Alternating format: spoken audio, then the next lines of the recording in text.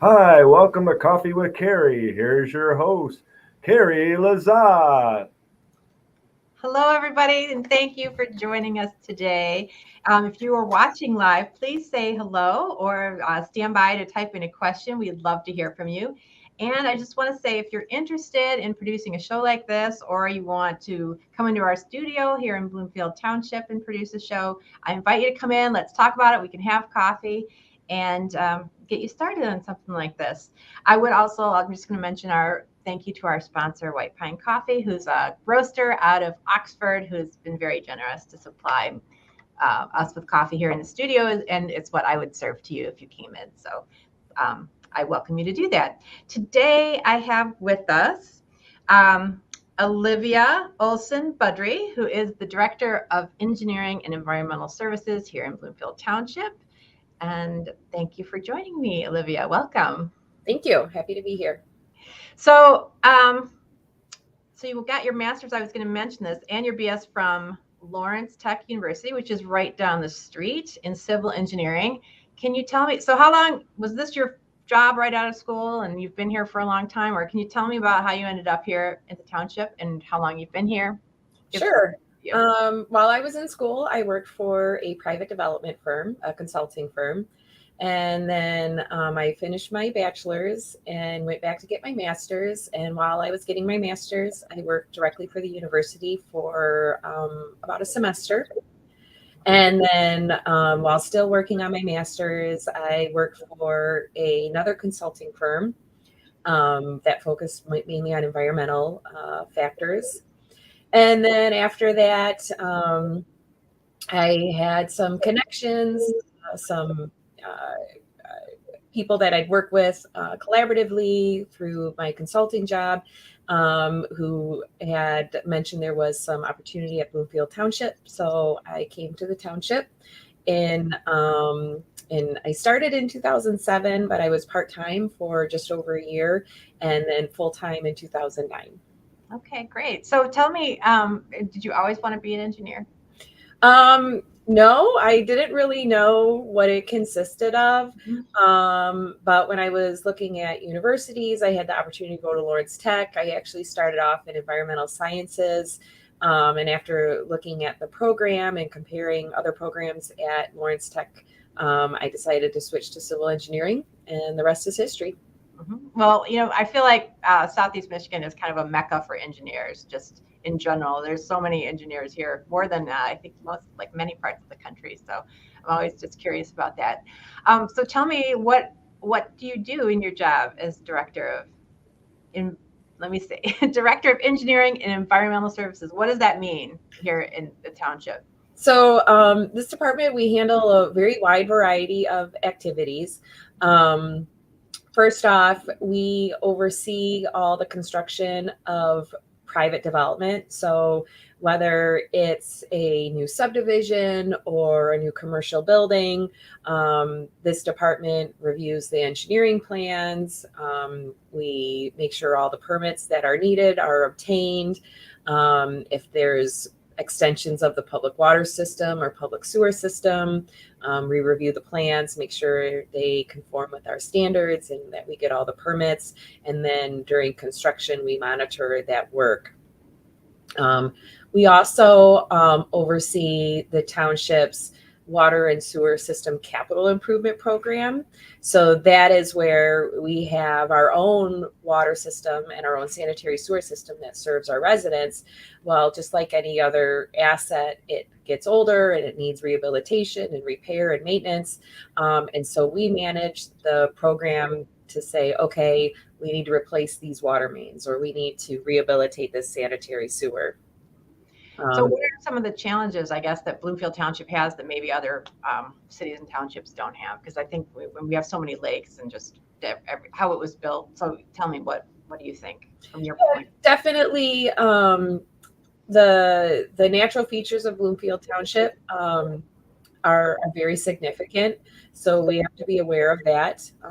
Also, any type of development, whether it's a single family home or a commercial development or a subdivision development, we have to be cognizant of the fact that the township has regulations as well as the state for setback distances to water bodies, floodplains, and wetlands, which my department is also involved in the review process for any time a wetland or a floodplain is proposed to be impacted. So that definitely is something that is on the radar for all sorts of developments. Also, because the township, we don't own the roads. The roads are owned by the Road Commission for Oakland County. So that's another agency that we have to work with when we are doing projects. So for instance, if we have to replace water main and it's in the public road right of way, we have to get a permit from the Road Commission for Oakland County, and we have to meet their standards for repairs and maintenance to the road surface if we disrupt it. So we work pretty closely with them, the Road Commission.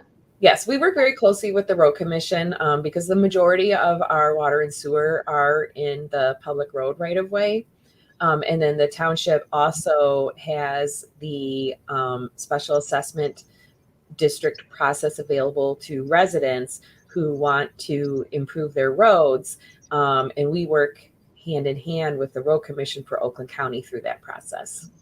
So I think, when we first met, when I first started a couple months ago, you were talking about other partnerships that people may not be aware of. And I think that there was the watershed one, I think was really interesting. Or what? Tell me about some of the other ones. Yeah, so Bloomfield Township, we have a permit from the state of Michigan to discharge stormwater. And we have the information available on our township website. It includes our stormwater management plan, in which identifies activities that we take to educate the public about the watershed, stormwater, the impacts that residents can have to stormwater, also activities that the township does on our properties to make sure that we're not dumping something down the storm drain that shouldn't be going there. But as part of that program, we are a member of the Alliance of Rouge Communities, the ARC for short.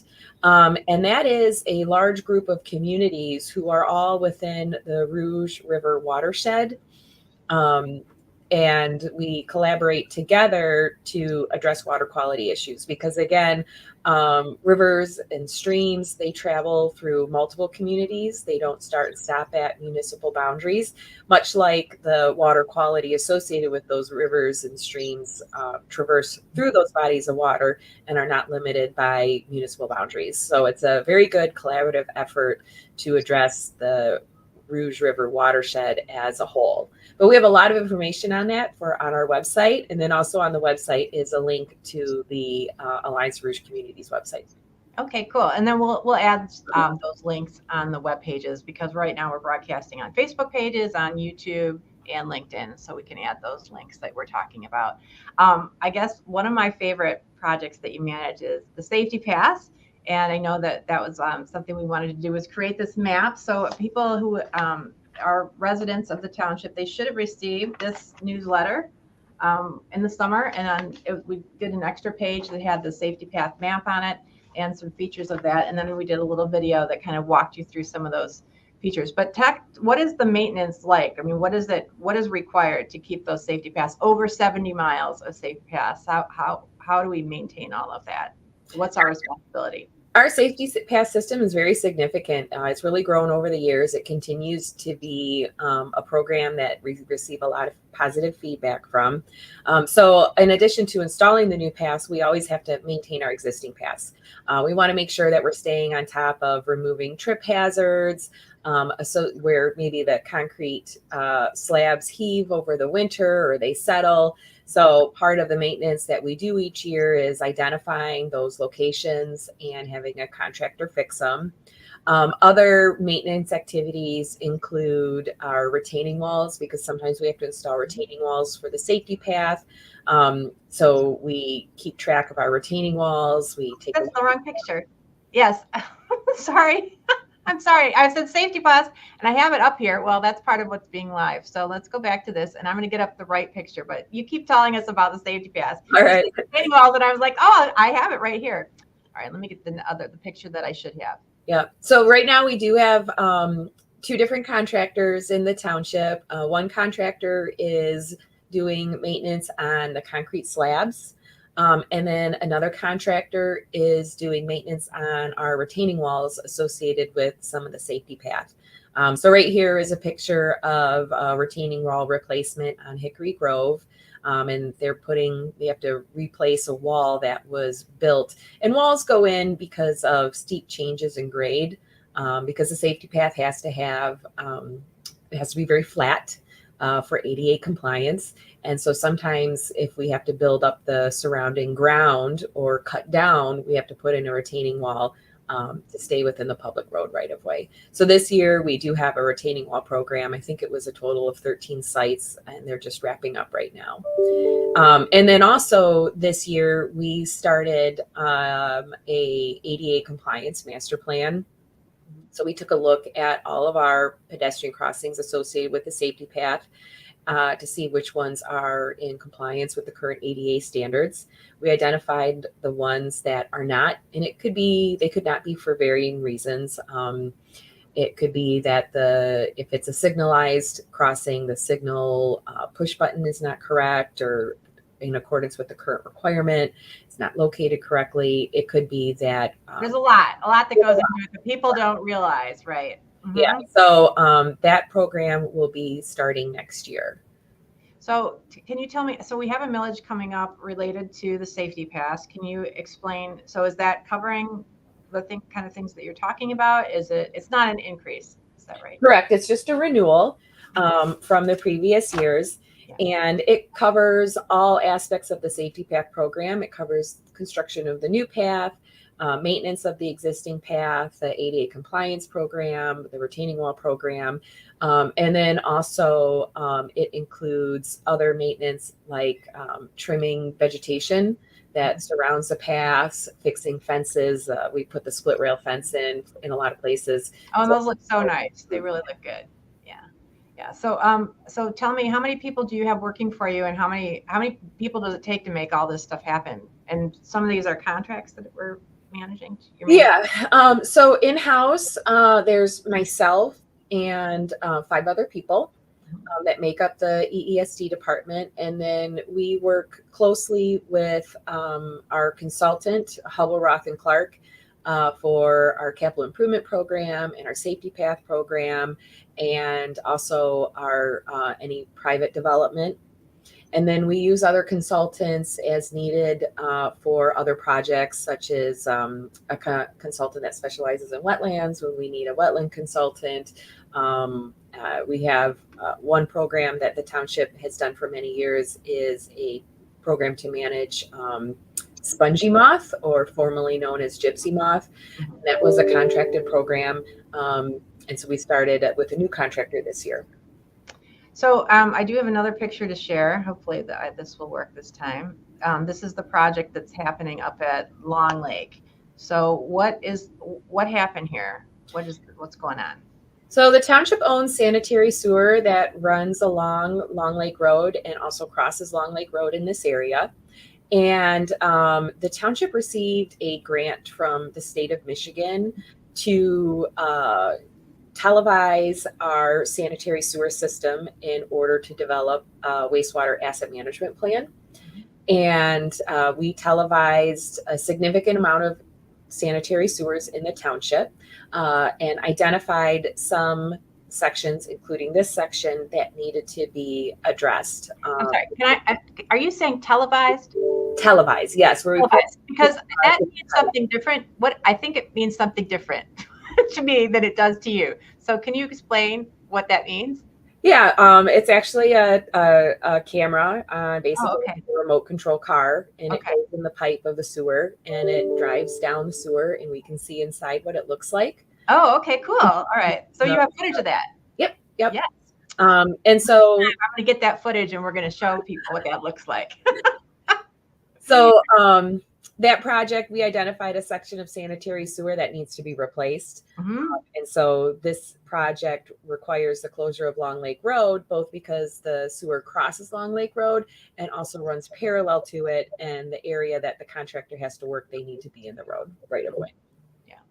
And so we know it would have been nice to do this in the summer. I think we got a lot of, not complaints. We had a lot of comments about when the project was happening, but that was largely due to the inability to be able to get what you needed to fix it. Is that right? Yeah. Correct. Yeah. Materials across the board, whether, it's the township asking for materials or contractors or private developers, materials are in high demand right now. And we wanted to make sure that our contractor was ready to rock and roll because of the impact to residents and people traversing through Bloomfield Township.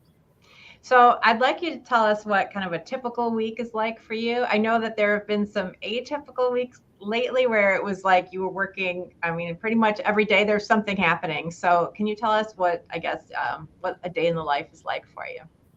Sure. Well, so like you said, normally I have a plan and it totally gets changed by 7:05 in the morning. But basically we're here and we interact with a lot of residents. We get residents coming in throughout the day asking for assistance with respect to their properties that they own, their developments that they're looking for. We also then manage, like I said, our ongoing projects. So when projects are under construction, staff are involved with both the contractors as they're doing the work, also being the interface with residents to those projects. So most of my staff are on first name basis or phone number, a dial away for residents in these project areas.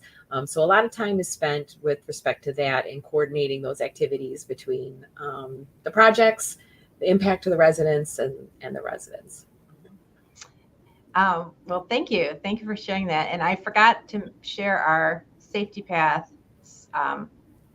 map so that people could see it. So I'm just going to put this up here. And Steve, I think that's the link where we can people can download this themselves. So these are just some of the featured areas that we have along the safety path. So I just wanted to make sure we take a look at that. So what's on the horizon? What are some of the things that we might want to know about that are coming up from your department? We will be doing our fall survey of spongy moth.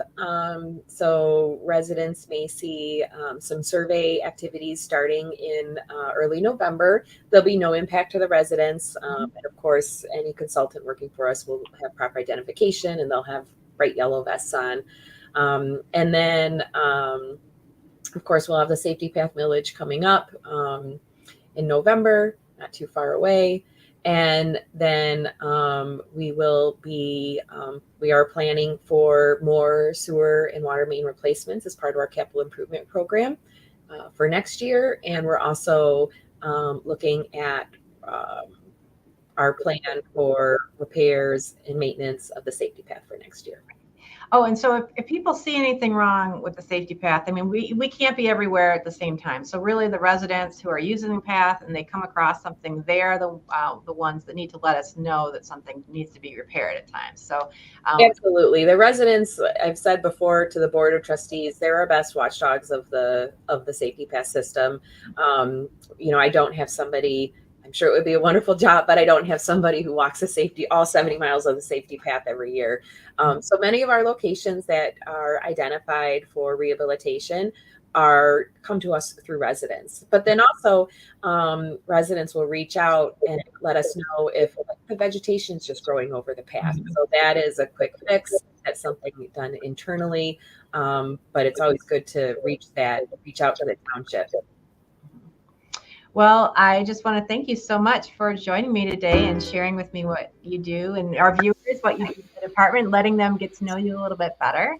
And I hope you enjoyed Coffee with Carrie. And absolutely. Thank you very much. It's been, great working with you, and I look forward to doing so more in the future. Thank you. Bye, everybody. Thanks for joining us. And if you want to tune in on Facebook, YouTube, or LinkedIn, we're happy to see you. And for the viewers that are watching on the broadcast, please let us know if who you'd like to hear from in the future. And thanks again to our White Pine Coffee sponsor.